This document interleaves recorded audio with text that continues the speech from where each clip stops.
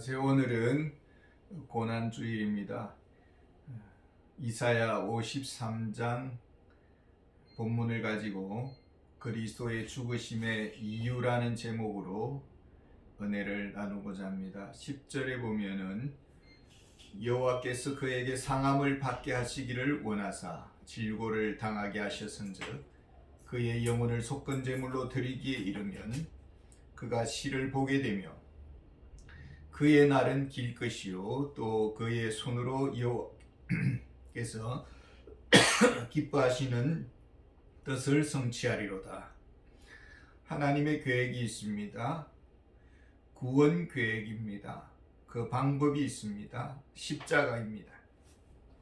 이 구원은 독생자의 죽으심만이 가능합니다. 그리스도의 죽으심은 유대 종교 지도자들의 시기와 질투에 의해서 빌라도의 정치적 계산의 모양을 취했습니다마는 그 안에는 하나님의 더 깊은 계획이 숨어 있었습니다. 십자가만이 필요했을까요? 그리스도께서 죽으셔야만 했습니까? 다른 방법은 없었을까요? 예수님은 겟세마네 동산에서 이런 기도를 드립니다. 내 아버지여, 만일 할만하시거든 이 잔을 내게서 지나가게 하옵소서. 그러나 나의 원대로 마시옵고 아버지의 원대로 하옵소서.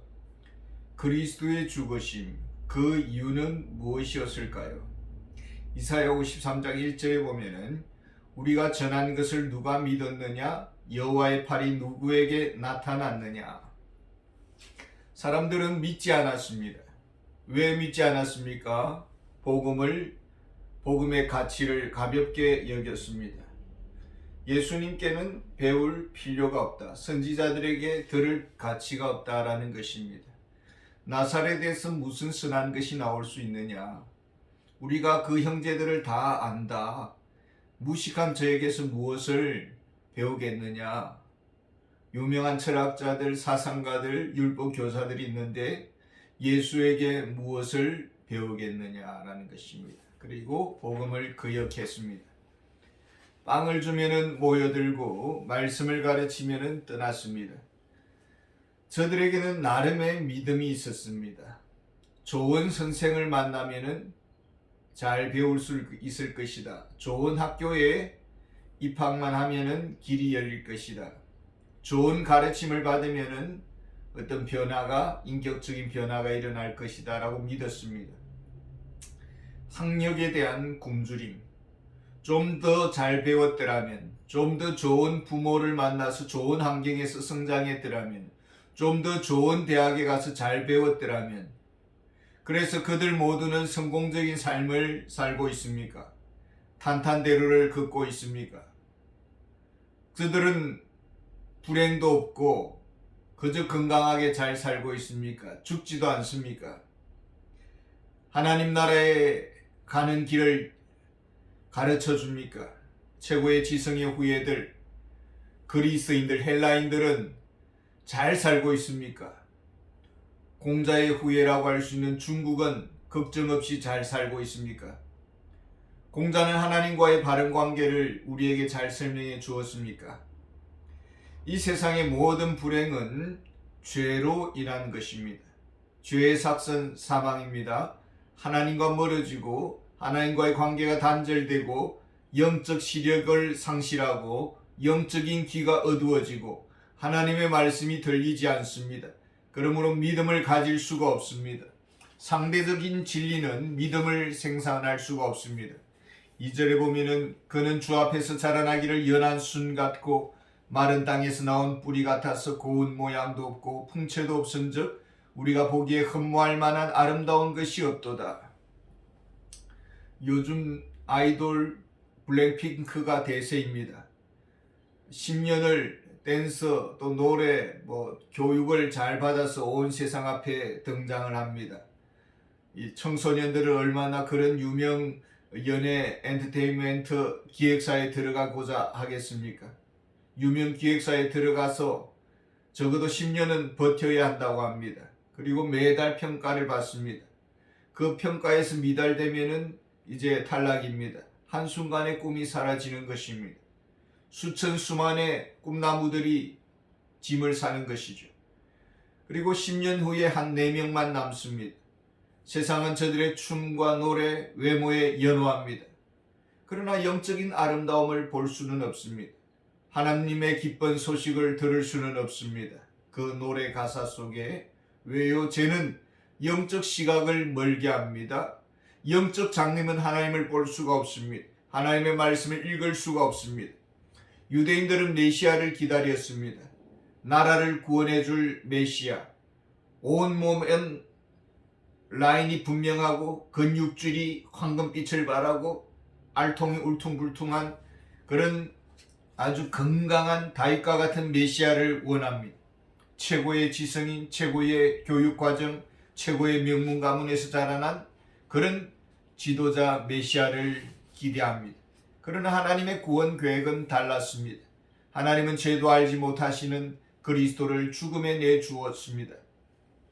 사람들은 멸시했습니다. 너나 구원받으라. 십자가에서 너나 뛰어내려라. 그러면 믿겠노라. 모욕했습니다. 침뱉었습니다. 뺨을 때렸습니다. 비방했습니다. 고개를 흔들었습니다.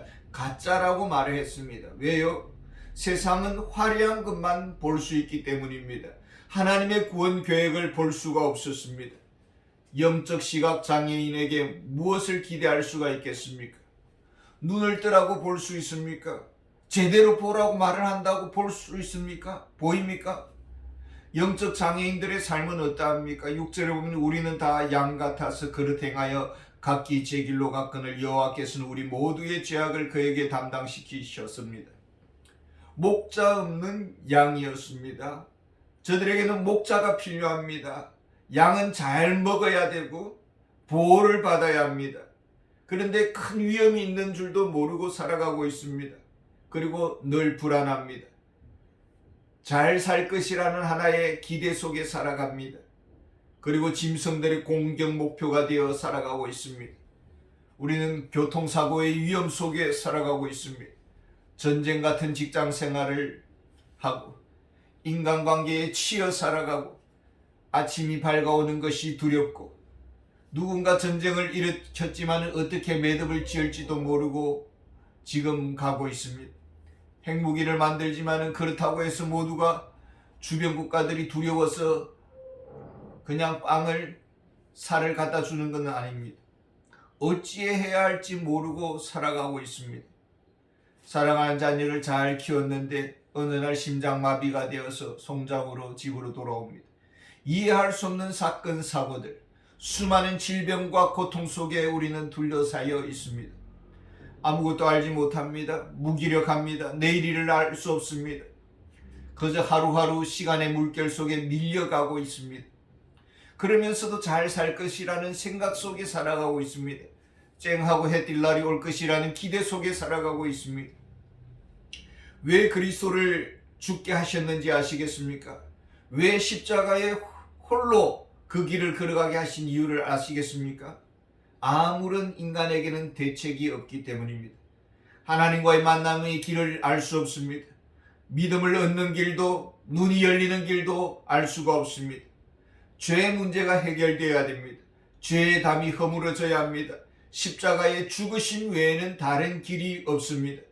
주님은 아십니다. 우리에게는 아무런 대안이 없다는 것을.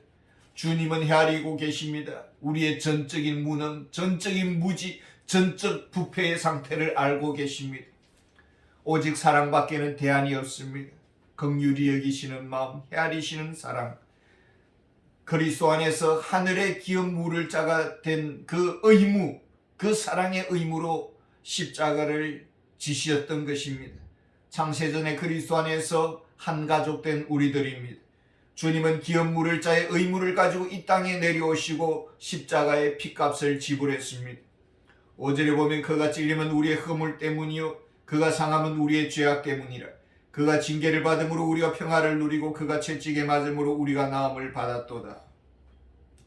너와 나는 하나라는 공감대, 너와 나는 헤어질 수 없는 절대관계, 너의 문제는 곧 나의 문제라는 책임감, 이 사랑이 십자가의 길을 가게 하셨던 것입니다. 우리는 잘 압니까? 십자가를 공부했습니까? 목 잡는 양과 같은 우리들입니다. 필요한 것은 무엇입니까? 우리는 겸손히 십자가 앞에 나와야 합니다. 십자가 앞에서 주님의 음성을 귀 기울여야 합니다. 십자가의 주님을 만나게 해달라고 간구해야 합니다. 주님이 찾아와 주셔야 되고 우리에게 구원의 손을 내밀어 주셔야만 되고 주님이 우리에게 말씀해 주셔야만 되는 것입니다. 이 은총의 손길이 우리에게 닿기를 원하고 우리는 겸손히 빈손을 내밀어 그 은총의 그 사랑의 구원의 은혜를 얻는 그런 은혜가 있기를 원합니다. 감사합니다.